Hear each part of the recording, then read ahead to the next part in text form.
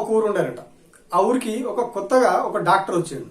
ఆయన బొక్కల డాక్టర్ వచ్చిండు, కానీ ఆయన ఎవరు నమ్మతలేరు. అప్పటికే అక్కడ ఉన్న డాక్టర్ని నమ్ముతున్నారు, ఈయన ఎవరు నమ్మతలేరు, ఎవరు కూడా ఆయన దగ్గరికి పోతలేవు, ఆయనకు పైసా వసూలు అయితలేదు, హాస్పిటల్ ఖర్చులు పెరిగిపోతా ఉన్నాయి తప్పితే ఈయన ఎవరు నమ్ముతలేడు. సో ఏం చేయాలి, ప్రజలను ఎట్లాగైనా నమ్మించాలి, నా దగ్గరికి అందరు వచ్చేలాగా చేయాలి, వేరే డాక్టర్ దగ్గరికి వెళ్ళొద్దు, అందరు నా దగ్గరికి వచ్చేలాగా చేయాలని చెప్పి ఒక ఉపాయం చేసి ఏం చేసిండు, ఈయన వైద్యం మీద నమ్మకం కలగాలి కాబట్టి ఈయన మనుషులను పెట్టి ఒకరిని దొరకబట్టి వాని కాలు ఇరగొట్టి పట్టీలు కట్టి పడుకోబెట్టి ట్రీట్మెంట్ స్టార్ట్ చేసిండు. నెలల తరబడి ట్రీట్మెంట్ నడుస్తా ఉన్నది.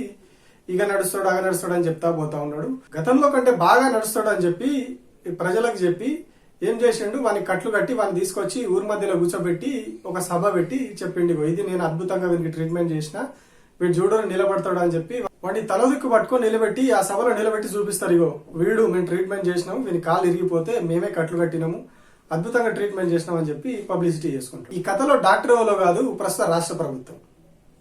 ఆ కట్లు కట్టుడు కాలు ఇరుగుడు ఇదంతా రైతు భరోసాకు సంబంధించినటువంటి అంశం. రాష్ట్రంలో రైతు బంధు పేరుతో సక్రమంగా జరుగుతున్న ఒక పథకానికి కేబినెట్ సబ్ కమిటీ కోతలు గీతలు అని చెప్పి దాన్ని ఒక 3 పంట కాలాల పాటు పక్కకు పెట్టేసి దానికే పేరు మార్చి రైతు భరోసా స్కీమ్ అని పెట్టి 15,000 ఇస్తామని చెప్పిన దాన్ని 12,000కి తగ్గించి 9 రోజుల్లో 9,000 కోట్లు రైతుల అకౌంట్లో వేసినామని చెప్పి ప్రచారం చేసుకుని ఒక భారీ బహిరంగ సభ పెట్టి హడావిడి చేసి